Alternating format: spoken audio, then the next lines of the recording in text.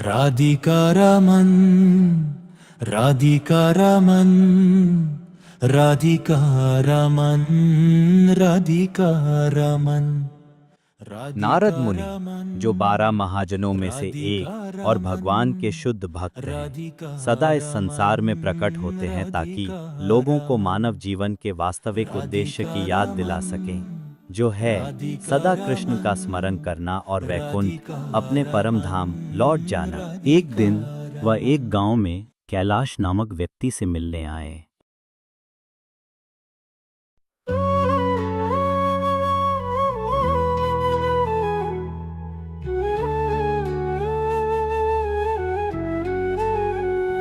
हे माँ लक्ष्मी, सुनो पुकार, करो सफल मेरा व्यापार। धन बरसे घर आंगन में, सुख संपत्ति हो जीवन में। माँ लक्ष्मी, सुनो पुकार, करो सफल मेरा व्यापार। धन समृद्धि दो अपार। माँ लक्ष्मी, सुनो पुकार, सुख संपत्ति हो जीवन में। प्रणाम मुनिवर, मेरे घर में आपका स्वागत है। कैलाश, भगवान विष्णु ने मुझे किसी को भी वैकुंठ ले जाने की अनुमति दी है। मैं अभी जा रहा हूँ, क्या तुम मेरे साथ चलोगे? हे पूज्य मुनि, मेरे बच्चे अभी छोटे हैं, मुझे उनकी देखभाल करनी है, शायद बाद में। कैलाश, जीवन छोटा है, अवसर बार बार नहीं आते।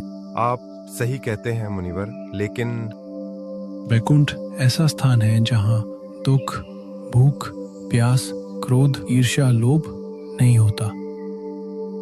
वहाँ जन्म, मृत्यु, जरा और व्याधि का कोई अस्तित्व नहीं है। हाँ मुनिवर।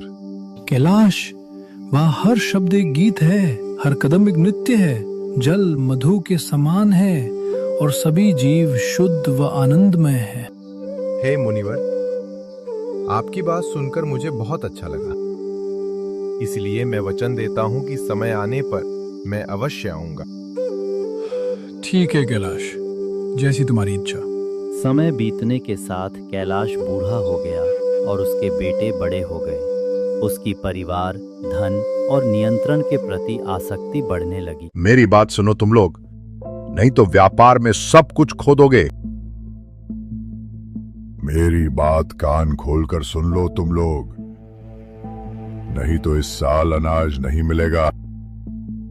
कैलाश उत्सुकता से अपने बेटों के कारोबार में दखल देता रहा।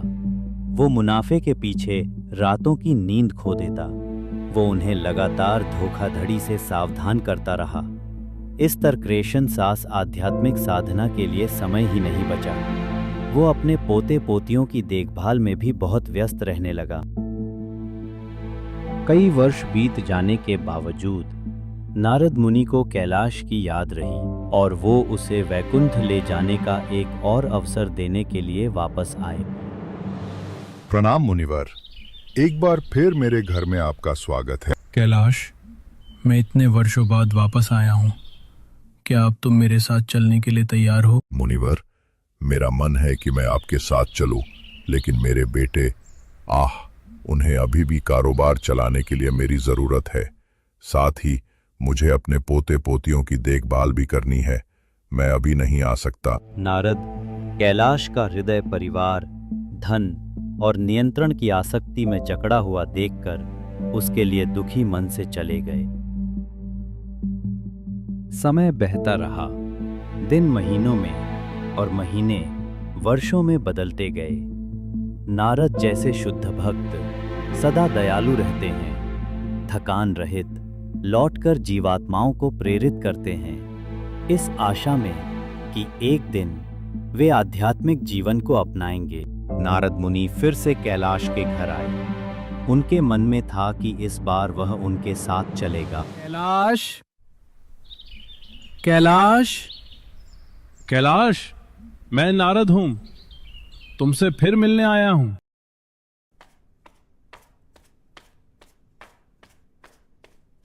प्रणाम मुनिवर।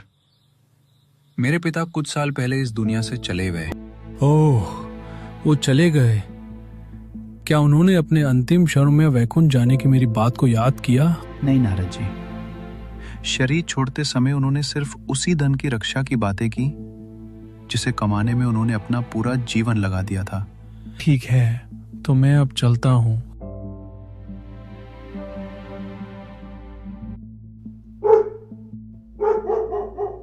नारद जी, मैं कैलाश हूँ। कैलाश, क्या तुम अब कुत्ता बन गए हो? हाँ नारद जी, मैं अपने बेटे के धन की रखवाली कर रहा हूँ। कैलाश, तुमने मानव जीवन व्यर्थ कर दिया। अब तो कम से कम कुत्ते का शरीर छोड़कर मेरे साथ वैकुंठ चलो। नारद जी, मैं आपको क्या कहूँ, मेरे बेटे मेरे जुटाए हुए धन के प्रति बहुत लापरवाह है, इसलिए मुझे उस धन की चोरों से रक्षा करनी पड़ रही है। कैलाश, मैं तुमसे ये उम्मीद नहीं कर रहा था। नारद जी, ध्यान से सुनिए, लगता है कोई चोर है, मुझे जाना होगा।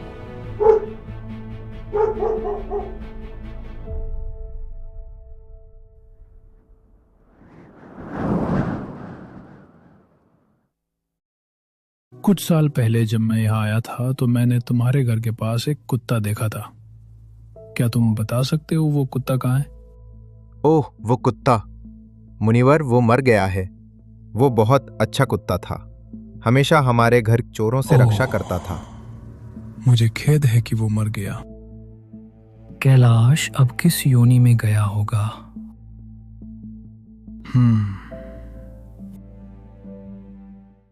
राधिका रमन, राधिका रमन, राधिका रमन, राधिका रमन। मैं कैलाश हूँ। सांप के शरीर में तुम क्या कर रहे हो कैलाश?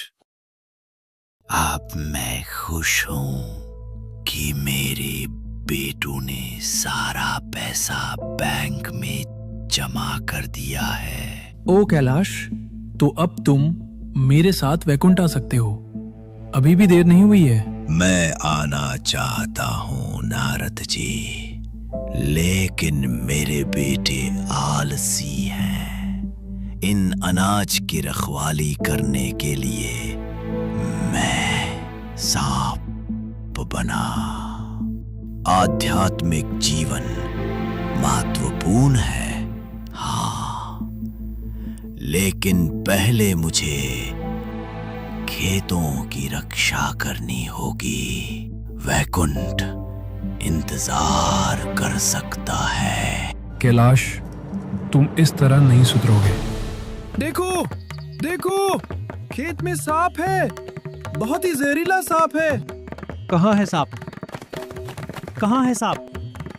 देखो, वहाँ है। उसे मारो, पीटो। मैं तुम्हारा पिता हूँ, तुम मुझे क्यों मार रहे हो?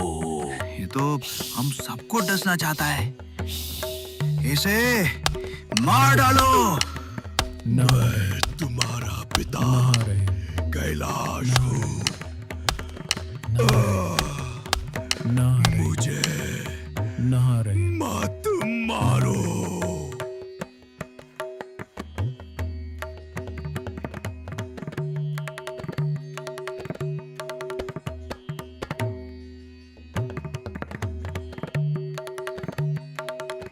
कैलाश, तुम अब सांप के शरीर से मुक्त हो गए हो। अगले जन्म में तुम भगवान कृष्ण के महान भक्तों के परिवार में जन्म लोगे और भगवत धाम की यात्रा की तैयारी कर सकोगे। और इस प्रकार नारद मुनि निरंतर स्थान स्थान पर भ्रमण करते हुए भटकी हुई जीवात्माओं को उनके वास्तविक शाश्वत धाम वैकुंठ की स्मृति दिलाते रहते हैं, ताकि वे कृष्ण चेतना को अपनाकर भगवान के पास लौट सकें।